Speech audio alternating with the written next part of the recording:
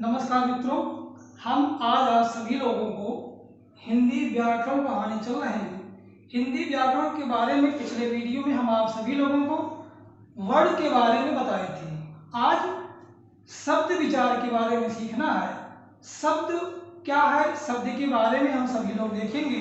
शब्द वर्णों के सार्थक समूह को शब्द कहते हैं। शब्द के बारे में हम सभी लोगों को आज सीखना है। शब्द के भेद भी होते हैं। शब्द को कई भागों में बांटा गया है। हम शब्द के भेद को देखते हैं। भेद इनके 4 प्रकार के दिए गए हैं। शब्द के भेद 4 प्रकार के हैं। नंबर 1, अर्थ के आधार पर।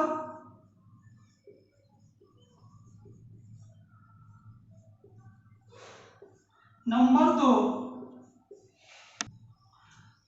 ये भेद 4 प्रकार दिए गए हैं। अर्थ के आधार पर, उत्पत्ति के आधार पर, रचना बनावट के आधार पर, प्रयोग के आधार पर।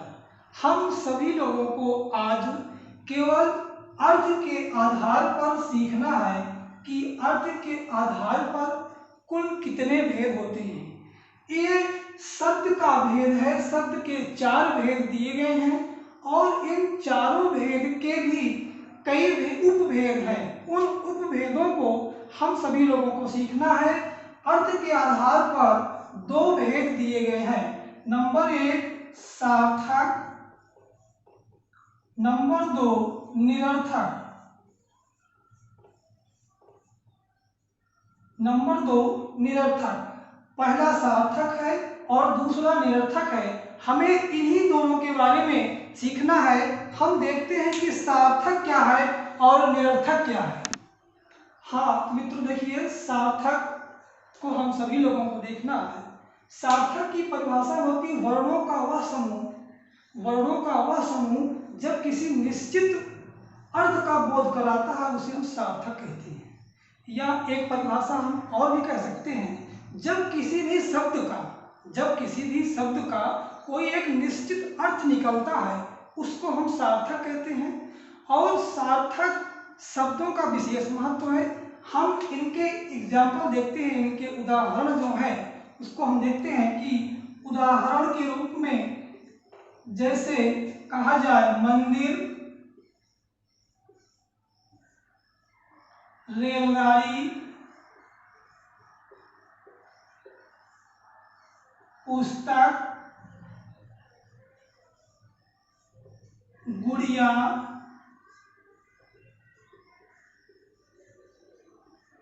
घर।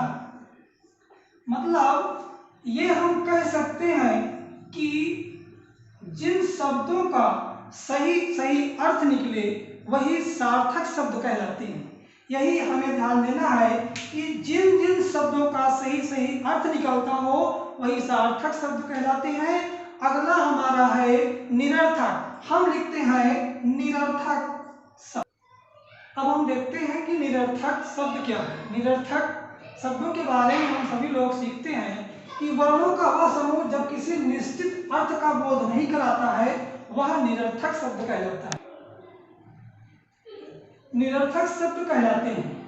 ये निरर्थक की परिभाषा हुई है कि जब किसी भी शब्द का कोई अर्थ नहीं होता है, जब किसी भी शब्द का स्वतंत्र रूप से कोई भी अर्थ नहीं होता है, वह निरर्थक शब्द कहलाते हैं। लेकिन हमें ये भी ध्यान देना होगा, कभी कभी निरर्थक शब्द भी सार्थक शब्द के साथ वाक्य में प्रयोग होने पर निरर्थक शब्द सार्थक बन जाते हैं। ये हमें ध्यान देना होगा। सबसे पहले हम निरर्थक शब्दों के उदाहरण देखते हैं। जैसे आप लोगों ने सुना होगा कि पानी वानी, जैसे पानी वानी का प्रयोग होता है, उसमें जो वानी शब्द आता है ये निरर्थक है। इसका कोई अर्थ नहीं होता है, यह निरर्थक है। जैसे कहा जाता है खाना वाना, ये भी एक निरर्थक शब्द है। इन सभी शब्दों को हम ध्यान से देखेंगे कि जब यही शब्द सार्थक शब्दों के साथ प्रयोग किए जाते हैं तो ये निरर्थक शब्द सार्थक बन जाते हैं। ध्यान देना है, इनके कई एग्जाम्पल हम आप लोगों को दिखा रहे हैं, देखिएगा।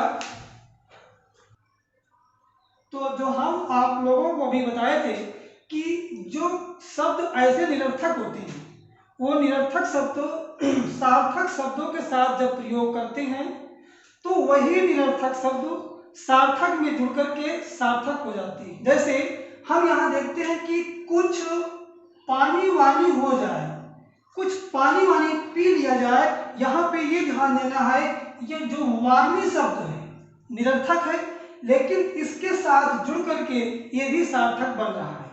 यहाँ पे हम देख रहे हैं खाना वाना दिया गया है, तो वाना भी यहाँ पर निरर्थक शब्द है, लेकिन एक सेंटेंस में, एक वाक्य में प्रयोग किया जा रहा है तो यह एक सार्थक बन जाता है। यहाँ पर कुछ चाय वाय पी लिया जाए, तो चाय वाय का मतलब ये हुआ, यहाँ पर वाय जो शब्द है यह भी निरर्थक है। और यहाँ जो आपको नीचे दिया गया है कुछ रोटी वोटी खा लिया जाए, क्योंकि यह ग्रामीण क्षेत्रों में अधिकतर ऐसे ऐसे शब्द प्रयोग किए जाते हैं। इन सभी शब्दों के बारे में हम सभी लोगों को सीखना है कि ये जो शब्द होते हैं इसका मतलब क्या होता है, इन मतलबों को भी हम सभी लोगों को समझना है। तो रोटी वोटी ये भी निरर्थक शब्द ही है, ये निरर्थक शब्द है, लेकिन इन निरर्थक शब्द का भी प्रयोग होता है और ये सार्थक शब्द बन जाते हैं। इन सभी शब्दों को ध्यान से देखना है। हम आप सभी लोगों को अब कुछ ऐसे एग्जाम्पल दे रहे हैं जो उन एग्जाम्पलों को देख करके आपको पहचानना होगा और छांटना होगा, अलग करना होगा कि कौन से सार्थक शब्द हैं, कौन से निरर्थक शब्द हैं, ये आप लोगों को ध्यान देना है। चलिए देखिए साथियों, यहाँ दिया गया है आप लोगों को सार्थक और निरर्थक शब्दों को अलग अलग लिखिए। यहाँ जो आपको दिया जा रहा है कि सार्थक और निरर्थक ये दोनों शब्द इसमें हैं, इसमें सार्थक भी है और निरर्थक भी है। इन दोनों शब्दों को इस पूरे पैराग्राफ में ये शब्दों का भंडार किया गया है, लिखा गया है। इसी में से आप सभी लोगों को छांटना है कि कौन सार्थक है, कौन निरर्थक है। अलग अलग कॉलम बना करके आप सभी लोगों को लिखना है। घर, फट, टन, नगर, विश्वविद्यालय, चटाचट, फटाफट, आप, खाना पीना, वायर, लड़का, गरीब, पेड़, कोटी, माला, ऐसे कई शब्द हैं जो आप सभी लोग अपने कॉपी में बना करके लिखेंगे। और हो सकता है अपने मन से जितने शब्द बना सके कम से कम 10 शब्द बना करके आप सभी लोग लिखेंगे। और जो भी समस्या हो आप लोगों को कमेंट बॉक्स में आप सभी लोग जरूर बताइएगा और कमेंट बॉक्स के माध्यम से आप सभी लोगों का सुधार किया जाएगा। बहुत बहुत धन्यवाद।